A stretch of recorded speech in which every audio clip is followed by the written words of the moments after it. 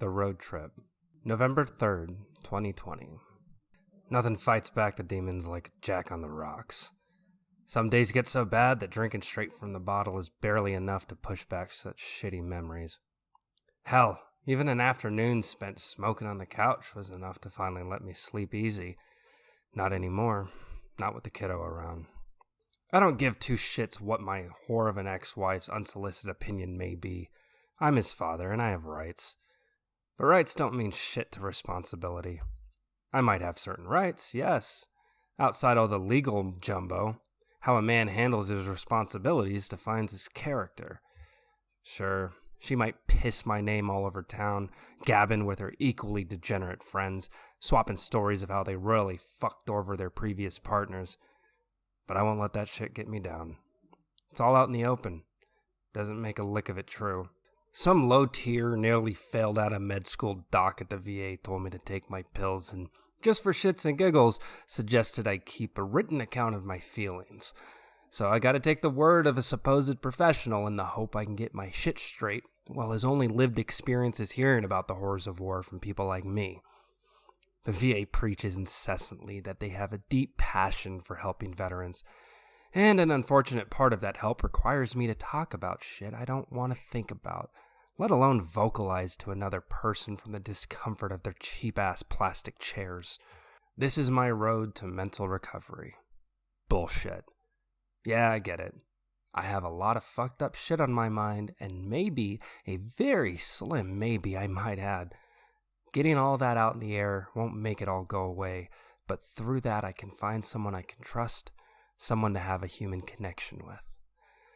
Safe to say, those suits and all their years of reading books, taking tests, and collecting a mountain of debt never once have experienced the effect a child has on their father. My kid keeps my sanity, along with the prescriptions it makes for a winning combination. A dastardly duo to conquer anything together. I love my boy to death, and I would do anything for him. I just wish I knew how to be a better father. For fuck's sake, he means the world to me, and deserves everything this world has to offer. If only things weren't so dire, then maybe I could provide more than the bare minimum. November 5th, 2020. Well, I guess what I'm supposed to do is catalog my feelings, use this as a safe space to write my emotions whenever a particularly strong one arises. At least that's what I was told to do. I know what goes on in my head, so I don't see any point in writing it down. Reliving sour memories a second time doesn't sound very helpful. It seems like everything around me is an utter disaster, with the exception of Little Man. The election just passed, and to be perfectly honest, I completely forgot about the whole dog and pony show. Wasn't planning on voting anyway. But maybe that's how we got into this collectively fucked situation. Too many people like me not wanting to entertain the sham in the first place. That act, the one that raised the minimum wage and provided greater benefits to American workers, now that was the greatest disaster I have ever witnessed. They say the road to hell is paved with good intentions. Well, that act led all of us to the greatest economic dumpster fire this country has seen since the Great Depression. On paper, damn good idea. In practice, the stupidest thing imaginable. Hell, I'm not one to judge. I wanted it as much as the next guy. No one could have foreseen the rest of the world moving to that crypto bullshit, or how corporations would circumvent the act with their jumping from one loophole to the next. It pisses me off. When I take a moment to think about it, allow my emotions to pass, to allow logical thoughts to prevail, I realize I can't always be mad at the world for being the way it is. Besides, I have my own disasters to focus on. November 16th, 2020. Hey, Ricky! How you been, bud? The doc recommended I humanize my journal entries. I'm too old to make an imaginary friend, so I figured I'd write to you since you're dead and all. Hell, we had some good times together. Remember that time you were leading PT in the snow and threw a golf ball in the field? Jesus, I still laugh my ass off thinking of those dumb fuck privates digging around in the snow looking for that damn thing. The look on their faces was priceless when you pulled it out of your jacket pocket. Drum was a lot of things. Most of it was complete dog shit, but we found a way to have fun when there was none to be had. Okay, check it out. Boston is getting a bit out of hand. There have been protests and riots all over the place. It's gotten to the point where it's no longer a safe place to raise Jacob. Against my own feelings on the matter, I've got to get him back to his mom's in Spokane. What I'm having a hard time with is that rather than me being able to tell my ex-wife that I think it would be best if our son went home early, she called me demanding I get him back immediately before I had an opportunity to have a mature and rational conversation with her. I'm trying really hard to keep it together, to not lose my shit over this dumb, cheating, worthless bitch. It's not a good day. Not even close. The entire conversation was a screaming match between the two of us, and, naturally, she decides to bring up old, unrelated shit. We've been divorced for 2 years, but she bitches and moans as if the shit is recent. Get over it. It's ancient fucking history. Dealing with this woman is going to be the death of me. I just know it. Every time I speak to her, my blood boils, and all I can think of is bashing that bitch's face. Fuck. I don't like this. How is this helpful? I've taken a moment to breathe, rereading what I have written, and all I can wonder is how the hell is any of this helpful? It's easier to just bottle everything up. I'm trying. I really am. I'm putting in the work and the effort necessary to open up, doing the one thing I can't stand. If there was a way for me to forget every intrusive thought, every atrocious memory, and all the present and constant reminders that I walked away from that mission without a scratch, I would go through hell for that opportunity. But I know I can't. Nothing can change what's already been done. Nothing can bring you or the others back. Worst of all, like it or not, I don't have a choice. The hard reality I need to come to grips with is that I need to get my shit together for Jacob's sake. He's 3 years old. He doesn't deserve to have his old man be so unhinged. I've got to get my mind right for him. November 17th, 2020. Ricky, buddy, baby, how's it going up there? See any magical angels? That old fucker St. Peter opened his gates for you, or did he send your ass to hell? Nah, I'm sure you and the boys are right where we left you. 6 feet under and your dressed greens to be worm food. That's the only thing waiting for us in the afterlife. An eternity in a cold grave alone.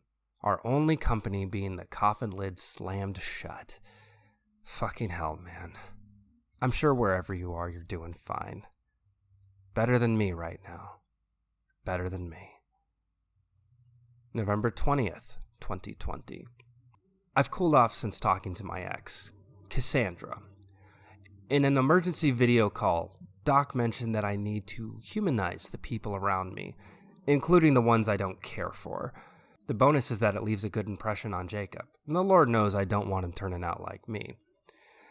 You know, I love knocking those VA shrinks down a peg, but I'll take good advice when I see it. Well, you would know had you been around. On the bright side, Cassandra and I managed to get through an entire phone call without screaming at each other. Cheers to progress. Gotta celebrate every victory, no matter how small.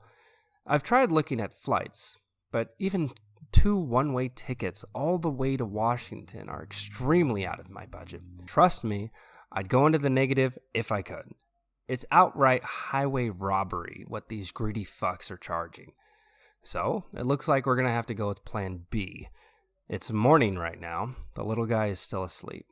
I've made myself a hot cup of joe, and as quietly as humanly possible, I've been finishing up packing our bags. Little man and his pops are going on a road trip. Still going to be crazy expensive, but at least I can afford the gas there and back. Only downside is that there isn't enough room in the budget for hotels.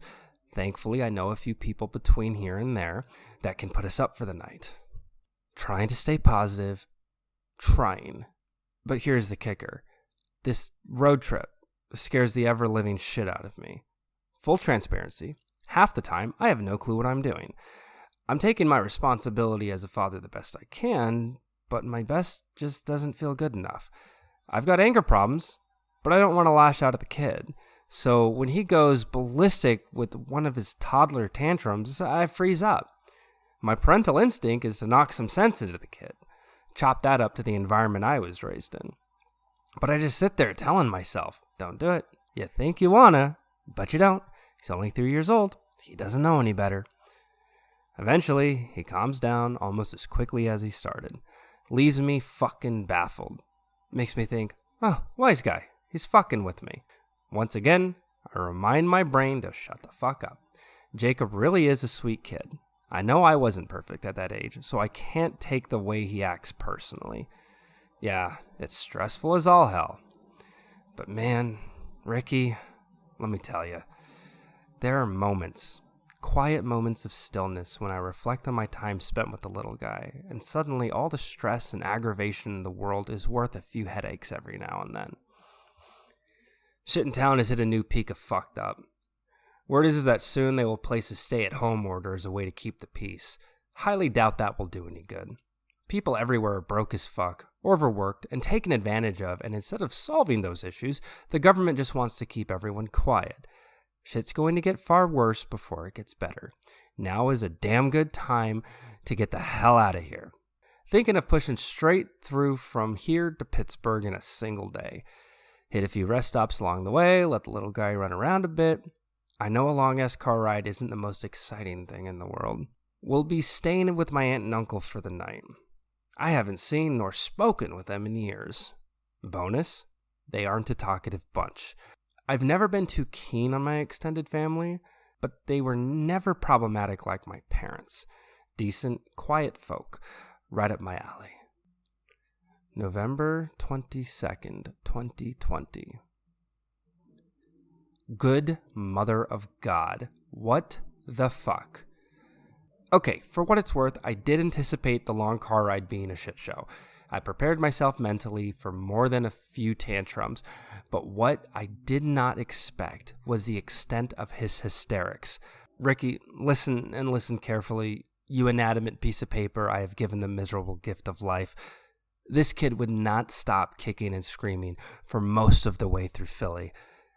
I'm saying full blast, volume turned to 11, kicking his legs nonstop against the back of the passenger seat like he was riding in the Tour de France aiming for first place. Full disclosure, safe space and all. I kinda had it coming. Long-winded story short, I left his stuffed bunny in the apartment. I tried to keep most of my attention at remembering his tablet to entertain him for most of the trip, that I completely forgot the bunny even existed. For a grown man, that's just a forgetful mistake. No harm, no foul. To a codependent 3-year-old, you bet your ass that's an apocalyptic event. And therein lies the core of my problem. I cannot fathom why this minor, insignificant thing was such a big deal for him. I wanted to connect and understand what he was going through, but I get so stuck up my own ass with my own perspective that I can't sympathize with another human being. What the fuck is wrong with me? As with all storms, that too did pass, and Jacob eventually passed out. I felt like shit about the whole thing, but instead of going back and forth debating on the deeper meaning of it all, I kept my attention to the road. Once we got to Uncle Bob's house, we were met with warm hugs and a home-cooked meal. Jacob was hesitant at first, but once he noticed that he wasn't the only kid there, he cheered right up. At the same time, I felt an insane urge to die. Turns out my aunt and uncle let their kids and grandchildren move back in. Fucking great. Would have really appreciated the memo. Yes, they were parents trying to help their kids during hard times, but had I known the house was going to be so crowded, I would have kept driving through Indianapolis to see Fernie and Rose.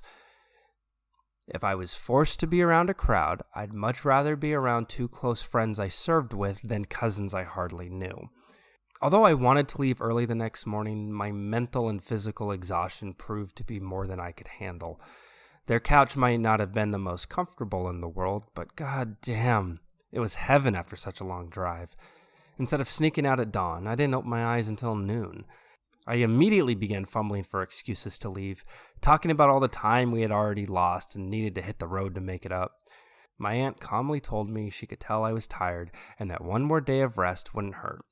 Plus, Jacob was having fun playing with the other kids. If we didn't stay for my own rest, then at the very least, letting the little guy enjoy being a kid was worth one more day. Just like with the docs, I couldn't argue with sound advice. Traveling across the country was a pretty big event for someone so small. Rushing the trip wasn't a good idea. All it meant was a minor sacrifice of my sanity engaging in meaningless small talk with my cousins. Maybe I shouldn't be so pessimistic about them. They are family after all. That has to count for something. November 26th, 2020. The day we laid you in your grave. I remember wishing that you could still be with us. Now, I think you checked out of life just in time. Shit has literally hit the fan. I thought all the protests, riots, and looting in Boston were rough, but that has become the norm everywhere. It's been a rough few days. Hell, I'm only bothering to write this because it's Thanksgiving. I knew that was your favorite holiday. We've managed to make it to a secluded rest stop off the highway in Iowa. From what I witnessed over the past few days, all the cryptocurrency disappeared. Fuck, you weren't around for it to even become a thing. Okay, let's break it down like this. Crypto was a digital currency. Not just like money sitting in your account that you could withdraw, but it existed online. Fuck it.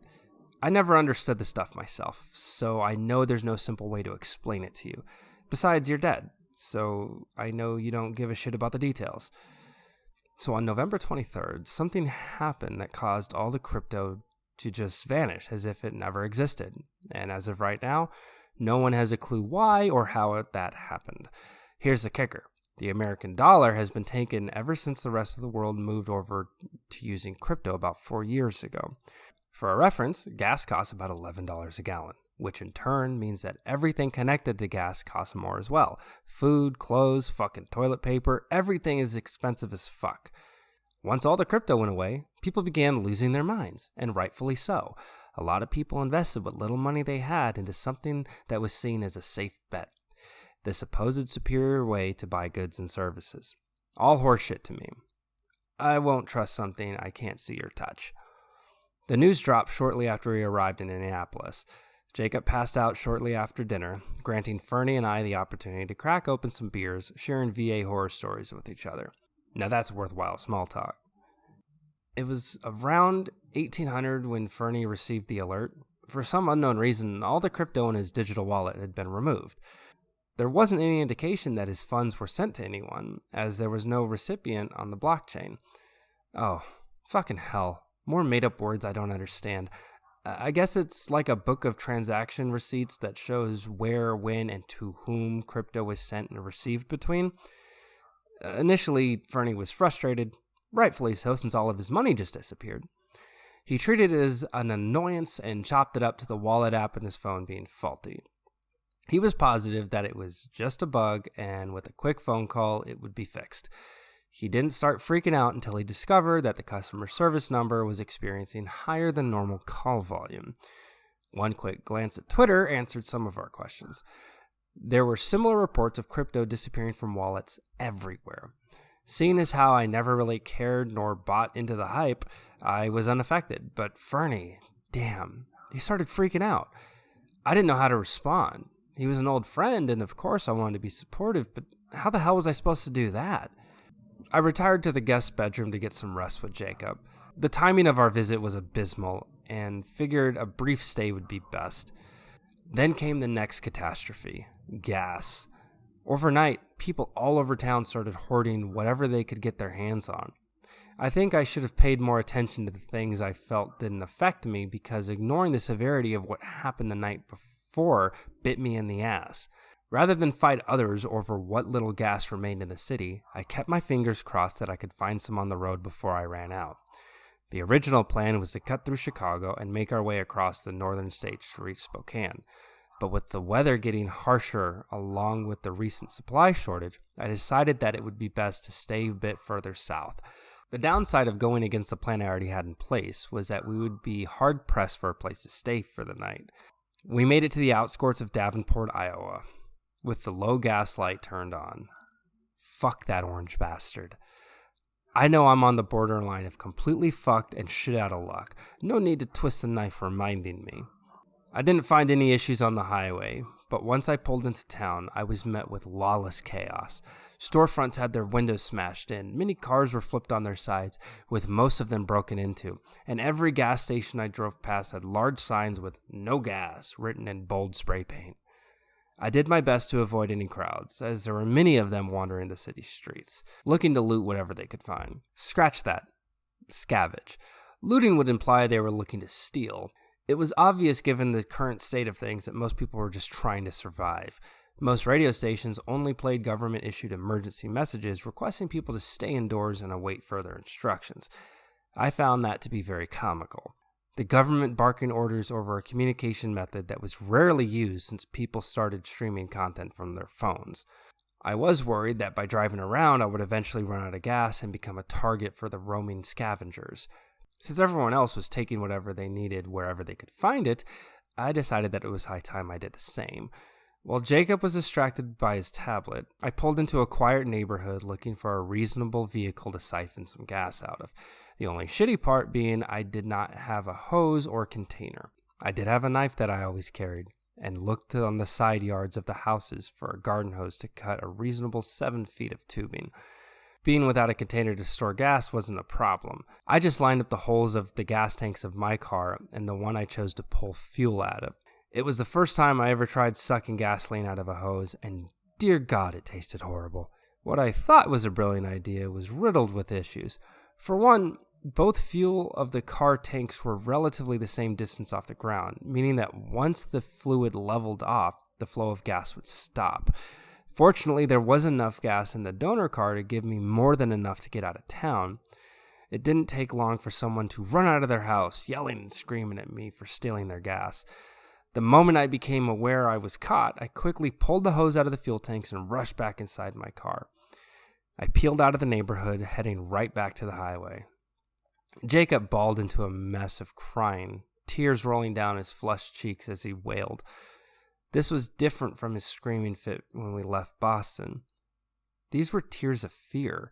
He was shaken by the abrupt appearance of the person yelling at us, along with the quick speed I drove as I tried to get us away from the potential danger of the stranger. I felt hopeless again. It was my fault he was scared. I did this to him. December 8th, 2020. What a miserable 2 weeks it's been. We made it as far as western Nebraska before the car was stolen. A few guys took it from me at gunpoint, but I was able to grab mine and Jacob's backpacks. It didn't matter. It was running on fumes at this point. There wasn't any point in fighting off a group of armed thugs, especially with my son's safety at risk. Just another traumatic memory for Jacob. That's the only notable takeaway from that experience. What am I doing to this kid? Everywhere we go, things just seem to get worse and worse. I've resorted to scavenging abandoned stores for food with Jacob in tow. Every trip to get some food carries a risk that something could happen to him. But what are my options? While letting him tag along looking for supplies, I have to keep a watchful eye on him.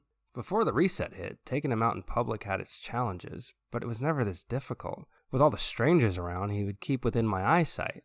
Now he sees the world as a giant playground, silent and motionless from the presence of others. Not gonna lie, looking after the little guy is rough. Potty training has been a bitch too. He made such good progress while staying with me in Boston, but ever since the road trip began, I've had difficulties keeping steady with it. Most places no longer have running water, so pretty much every toilet we come across is single-use and disposable. The hardest part is getting him to sleep, which is no surprise considering how cold it's been outside the warmth of the car's heater. Thankfully, we managed to get some sleeping bags and other useful camping gear from a sport and recreation store. Jacob's tablet was left in the car when it was jacked, and I see that as both a blessing and a curse. It was useful in a pinch to entertain the little guy, but I didn't like how sucked into it he would get. Sure, it might have been the worst time in human history to go on a father-son road trip, but there's nothing quite like witnessing the beauty of this country with the awe and wonder of fresh eyes. Although that sentiment of positivity completely ignores the reality of trucking across the country on foot with a 3-year-old. We lucked out, though. Turns out we got robbed not far from a refugee camp, at least what could pass as one. A company that owns several farms and factories nearby are providing food, water, and housing for people willing to assist with transportation and distribution of emergency supplies. The only catch is that while I assist with the others in town, I have to leave Jacob with all the other kids under the watch of volunteer caregivers. Lucky for them that there aren't a lot of kids. I'm still trying to figure out a way to get the two of us to Spokane. Most cell phones stopped working about a week ago, so I haven't talked to Cassandra in a while. Last we spoke, she was crying her eyes out, begging me to get her baby boy to her as quickly as possible. Yeah, sure thing, sweetheart. I'll snap my fingers and just like that. Presto! I'll teleport over 1,000 miles. A lot of good her new hubby is, just staying there in Spokane, not even offering to meet us halfway. Fuck it, why should he? My kid isn't his responsibility. Better to play it safe in that warm little cabin they got than take chances of getting beat to death on the open road by a bunch of dickless pricks looking to score a working ride. Just stay safe and sound up in the mountains while raw dogging my ex-wife the same way you fucked our marriage right in the figurative and literal ass. Fucking worthless, cheating bitch. God. All these years later and just the thought of it stings. I've got to vent my emotions to the universe, right? I feel this entire trip is fucking bullshit. Like, what the actual fuck am I doing? I'm risking Jacob's and mine's safety to deliver him to his bottom feeder mother? All for what? To be given a fake-ass smile as thanks and then be asked to leave? Just to then face the end of civilized society on my own? Fuck that. It's not worth going all that way for someone I couldn't care less about. But I care a great deal about Jacob. And that's the part that hurts so much. Having to admit that he's better off with his mother than me. December 17th, 2020. God, I wish you and the boys were here to help me deal with these assholes. This whole small town operated like a sweatshop, working long-ass hours with hardly any time for rest while getting barely enough food to make it another day. I wanted no part of whatever game they were playing, so I tried to get me and Jacob out of there. The shitty part is that management didn't take too kindly to us leaving. If anything, I think that by allowing us to leave, it would encourage the other refugees to do the same, causing the production of their entire operation to slow to a crawl. Keeping us here was nothing more than a power play, and what better way to control someone than to hold hostage the one thing they hold most dear in this world? The farms were pretty much dead since we were all well past the growing season, so most of our labor focused on moving grain from the long storage silos. We would take loads to the mill where it was given to factory workers to grind down the grain into flour. After the grain was processed and packaged, we would then haul it to a distribution center, where it would then be sent to other refugee camps in major cities, or so we were told. The wheat chaff mixed with corn and other undesirable and edible portions of waste was used to make livestock feed to then be sent to the next town over to feed chickens. Aside from keeping Jacob away from me, these guys ran a pretty efficient enterprise. They were able to provide food and keep the lights on, so maybe things weren't so dire everywhere. All of this was at the expense of freedom, a cause worth sacrificing the independence of a few to grant an abundance to the many. What a crock of horse shit. Fuck the sacrifice. Fuck the many. My aim was to keep my head down long enough to get Jacob the hell out of here. They had trucks, which meant they had fuel. The only thing standing in my way were the ever-watchful eyes of the security teams that followed us around, and those fuckers were armed to the teeth. I couldn't pull any moves on my own. If there was any way of getting out of this place, I had to nut up and make some friends. To be frank, a lot of people I've worked with disgust me. I always found it odd that there were so few children in town, until I learned a horrifying truth.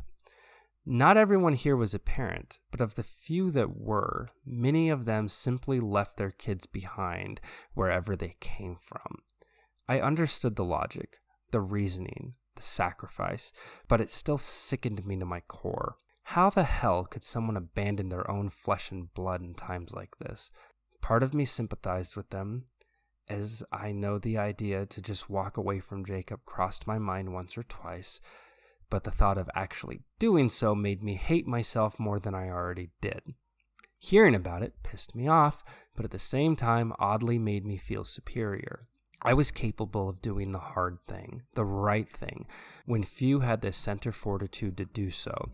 Maybe I wasn't a horrible father after all. Most of the children in town still living with their families were children of people running the operation, the privileged few that had the means to support an entire family while the rest of us fought over scraps. I doubted that there was any chance of striking a deal with management, and the idea of teaming up with some of the refugees seemed like a lost cause. Their will and spirit were broken just enough for them to accept their new reality under the heels of those who barked orders at us. Luckily, I found someone in a very advantageous position to take pity on my predicament. Every couple of days, security drives me over to the caregivers to spend a few hours with Jacob before he goes to bed. I've never seen the little guy so happy to see me. He's well fed and taken care of. Things might be grim, but at least my efforts working allow him to remain safe. It makes me feel right back where I was during my divorce, rarely being able to see him with supervision. I know he's taken care of, but damn it all to hell, it just ain't right. Jacob has made a few friends, with his best friend being a small German Shepherd puppy. The staff says that having the pup around has greatly assisted with Jacob's temperament while I've been away. Sounds like bribery on their part to me. Once Jacob was set to bed with the other kids, one of the female caregivers walked me out. She sympathized with our situation and thanked me for not trying anything rash that would affect Jacob's stay. I just rolled my eyes thinking, "Thank you, citizen, for your servitude and cooperation while we hold your offspring as ransom for your continued exploited labor." What surprised me was a note she slipped as she shook my hand goodbye. It read, "Tomorrow, 9 p.m., the distribution center, back dock, far left, red semi." Jesus titty fucking Christ. This was either a setup or this chick was going to help us get the hell out of here. December 19th, 2020. Ricky, you wouldn't fucking believe it, but we got the hell out of Dodge, man. Dude, I got pathetic ass tears of joy streaming down my face and a fat lump in my throat. I can't believe it. I really can't. I don't know if the lady felt sorry for me or if she actually felt what those bastards were doing to us was immoral or what. All that matters is that little guy and I are on our way to Washington. Plus, we're taking the fast track. A direct line, baby. Just when I gave up all hope and goodwill from my fellow man, I was given a goddamn miracle. I took the risk and arranged getting to the meeting spot. We hit the distribution center at the end of the workday, which was around 7 or 8 o'clock. Kind of hard to tell time without a watch or a charged phone. I made sure to stick with the last group, getting in the back of the last truck of the convoy heading back to the hotel they let us sleep at in town. As we started driving off, I told the others I couldn't do this anymore and jumped out of the truck. Thankfully, it was already pretty dark, but I still crouched down as I scurried to find cover. I had to keep my fingers crossed that the others would keep their mouths shut until security noticed my absence once they unloaded everyone. I made my way around the building, sticking to the shadows since the distribution center was still busy with semis getting ready to deliver their loads. When I found the red truck mentioned in the note, I bit my lip, nervous as I tried opening the passenger door. The door popped open with no resistance, and I climbed inside. I waited for what felt like an eternity before I heard movement heading my direction, so I moved to the back of the cab to remain undetected. When the driver door opened, a man with a handlebar mustache and mutton chops settled in the driver's seat and asked, "Did Pretty Miss send you over?" I froze, uncertain if I should answer, until I stammered, "The caregiver in town, yeah." "All right then, just keep your head down. Let's go get your boy." I tucked down low as he drove away from the distribution center. He took us to the outskirts of town and pulled over next to a parked car, flashing his high beams with the car turning its hazard lights on in return. Out of the car came the woman that gave me the note. She opened the back passenger door and brought out Jacob. As they walked over to the semi, I rushed to grab my boy.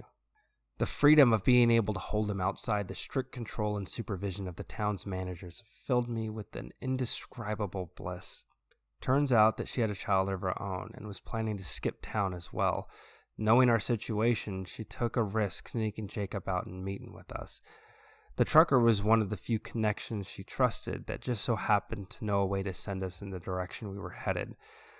I was eternally grateful for both their kindness, knowing just how much they risked for a stranger.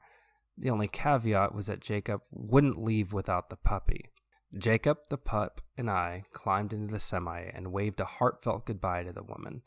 Little Guy was too young to comprehend the magnitude of it, but I knew one day, when he was older and heard the story, he would appreciate all of it as much as I did. The trucker's name was Stephen, and he was bold, brash, and smart-mouthed, with little patience for bullshit. I think you would have enjoyed his company despite being a civvy. The way he made sense of all of it. He had a job to do, but that didn't mean having to concede his humanity. We made a little small talk while Jacob slept next to the dog in the back of the cab. He was alone in this world. The only life he knew was the open road. No friends, no family, no woman to come home to. When the reset hit, people like him were perfect to continue working, doing whatever they could to help ease the damage to the world. His load was destined for Seattle, but he wouldn't drive all the way there. Rather, he was sent to a train station across the border in Wyoming. There, we would have to sneak into one of the train cars and ride along with it to a short drop-off in Spokane before it continued its journey. From there, I just had to manage to get us up north to Diamond Lake, keeping my promise to deliver Jacob to his mother. Needless to say, we managed to pull it off. So far, at least. Jacob woke up when the truck stopped to unload its haul. I had expected the puppy to come with us, but little Jacob gave me another pleasant surprise. He might not speak a lot, but he tries his best to say whatever is on his mind. He wanted to know if Stephen was alone and was surprised when he confirmed it. I have my daddy, but you're alone, and so is the puppy. You take her. Then you will have a friend. That way, you won't be alone anymore. Are you sure, little buddy? I wouldn't want to take your doggo away. It's okay. We're going to see my mommy and she has cats. I don't think cats like dogs. Does this pretty little girl have a name? I don't know. Stephen scratched and scruffed the puppy's ears. Well, she looks like a killer if you ask me. I think we'll name her that. I'm not one to display affection of any kind, but I was so thankful for Stephen bringing us here that I gave him a hug. Fuck, man, say what you want. I'm sure you and the boys are cracking jokes, looking down or up at us. This guy was a fucking hero in my book, and a quick squeeze seemed fitting. Now Jacob and I are on our way as the tracks rattle beneath us. It's kind of sad knowing the trip is almost over. I almost want to just stay on the tracks until it reaches its final destination, but I know what I have to do for the little guy. I can't stand his mother, not one bit, but I can't let him suffer for my hatred towards her. December 25th, 2020. It took a while to find a functioning car, and even longer for us to find gas.